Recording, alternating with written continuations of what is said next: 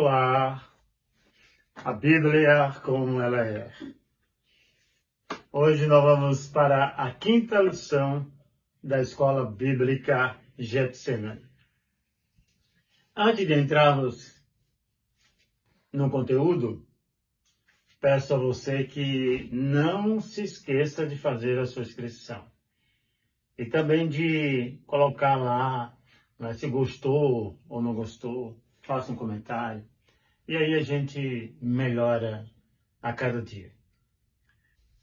A partir de agora, nós vamos entrar no conteúdo do trimestre. Estamos estudando o Novo Testamento e agora nós vamos estudar a primeira parte, que trata-se dos Evangelhos. Tem como título Breve Harmonia dos Evangelhos. Os 4 primeiros livros do Novo Testamento, nós temos aqui o primeiro, Mateus, Marcos, Lucas e o Evangelho de João. Eles são chamados de evangelhos porque na tradução, significado da palavra, evangelos, do grego, significa uma boa notícia, boas novas. Os evangelhos são narrativas autênticas da história de Jesus Cristo e mostram pontos de vista distintos da vida, da obra do Senhor. Foram escritos por autores diferentes, para públicos distintos, mas contém mensagem única. Não há melhor ponto de partida para conhecer o cristianismo do que os 4 evangelhos. Nós temos aqui a composição desses evangelhos. Os livros do Novo Testamento são organizados por grupos de afinidades, assim como o Antigo Testamento, e não em ordem cronológica, como acontece também no Antigo Testamento. Não há uma ordem, não há uma sequência no Novo Testamento. Esse aqui foi o primeiro livro, aqui foi escrito o segundo livro, o terceiro livro, o quarto livro. Não há uma sequência. Ele foi montado, coligido, de acordo com a temática, de acordo com as ideias centrais de cada parte do Novo Testamento. Nós temos os Evangelhos, depois nós temos Atos dos Apóstolos, nós temos as epístolas que irão tratar das questões doutrinárias, nós temos as cartas chamadas Cartas Gerais, que foram escritas para os cristãos que estavam dispersos, que nós chamamos da diáspora, e nós temos o Apocalipse, que é o livro da revelação, da visão escatológica, e trata-se da parousia do nosso Senhor e Salvador Jesus Cristo.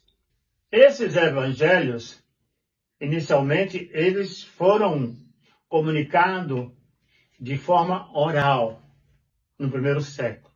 Era passado de geração a geração as histórias, os ensinamentos de Jesus, os milagres de Jesus, a vida de Jesus.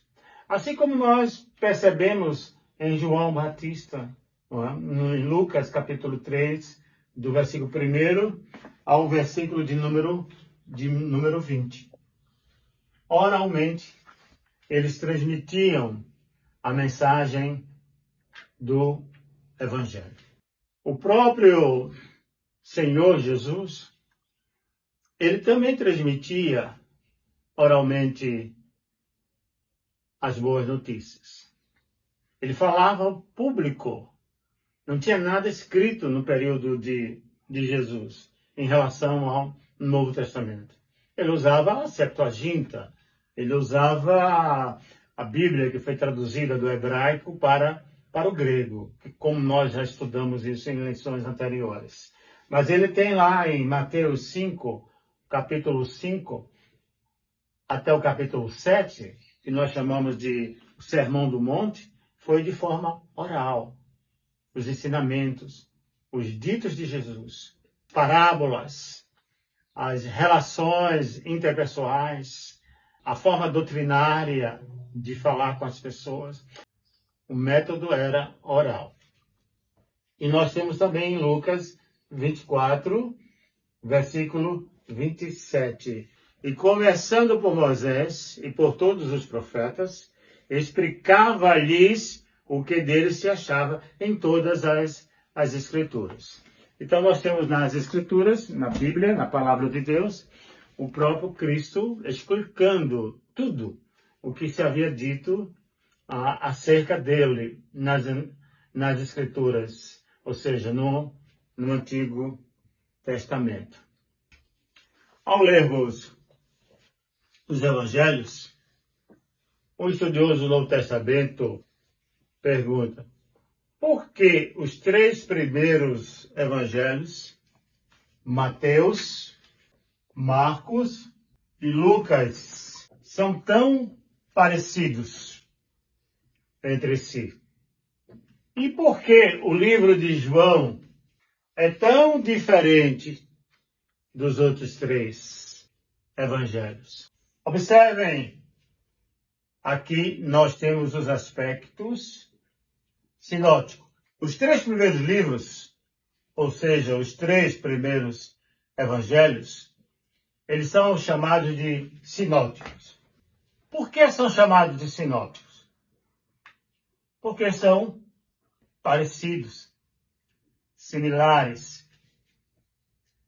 Há narrativas, ou a mesma narrativa, nos 3 evangelhos. E a palavra grega para traduzir sinótico, o sentido é que esses 3 livros, eles precisam ver juntos. Ou seja, você tem que ter uma visão dos 3. Ou ler em colunas.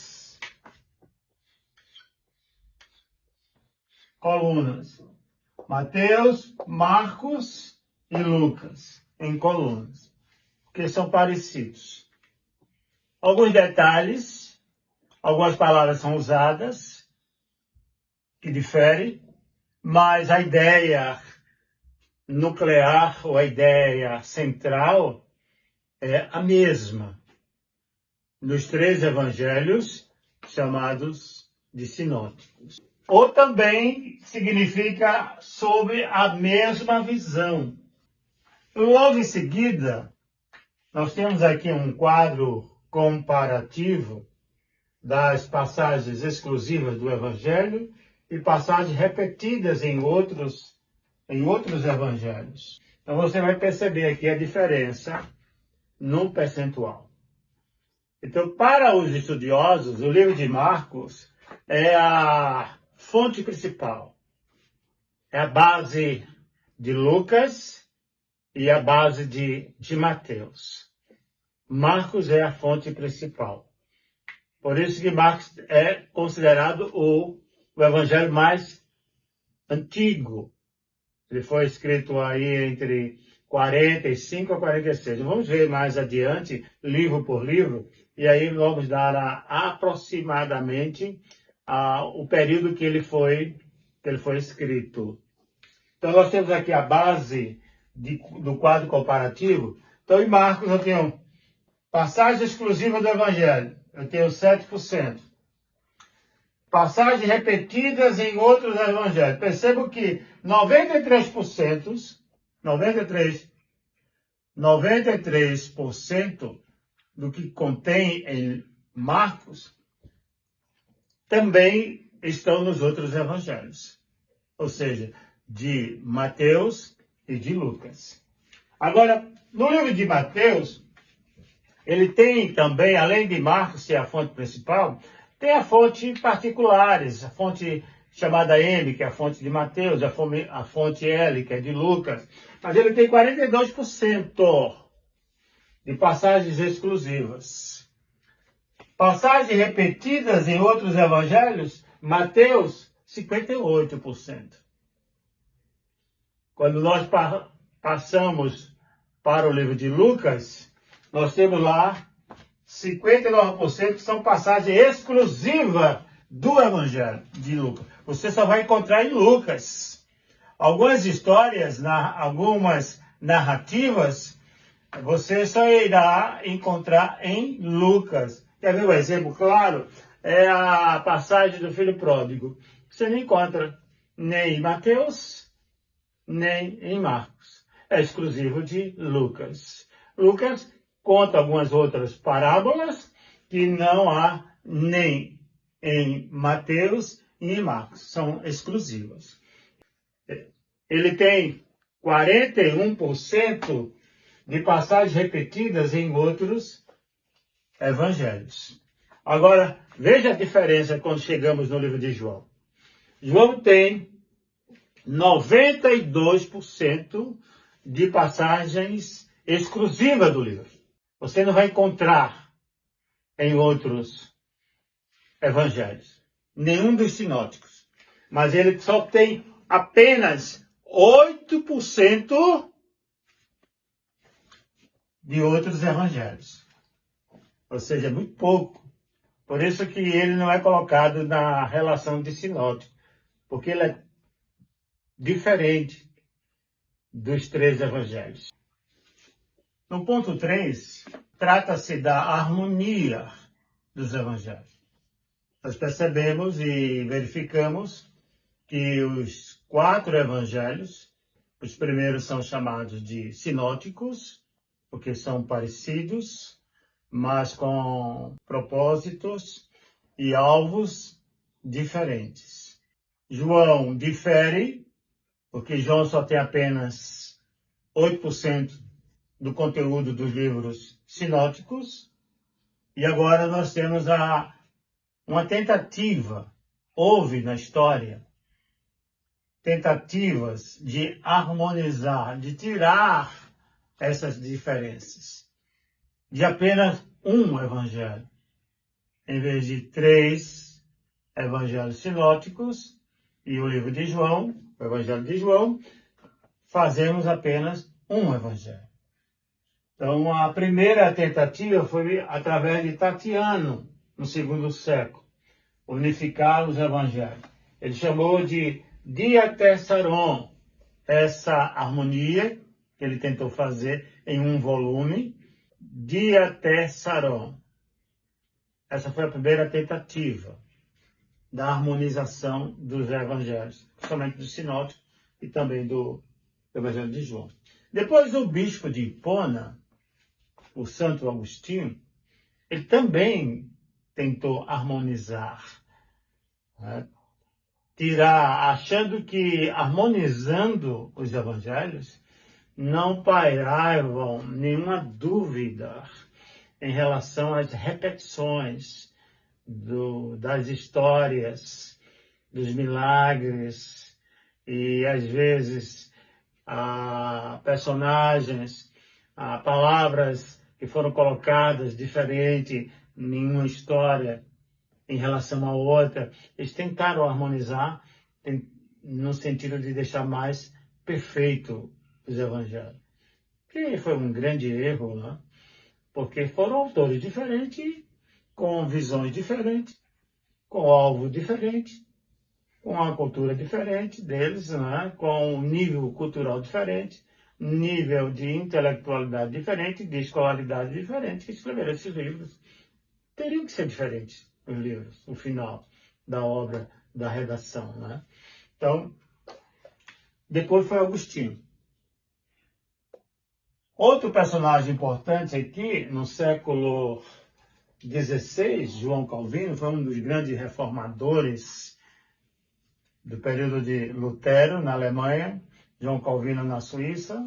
Então, ele fez uma tentativa também de unificar, de harmonizar os evangelhos. Por isso que nós chamamos aí a breve harmonia dos evangelhos. Concluindo esta lição, os 4 evangelhos narram a vida e a obra do Senhor Jesus. Cada um com um estilo e propósito diferente, mas comunicando sempre a mesma mensagem central, a salvação. Em Cristo, estudar os evangelhos de maneira harmoniosa é buscar mais excelência no exame das Escrituras. Assim nós concluímos a quinta lição. Que Deus nos abençoe abundantemente. Um abraço para todos.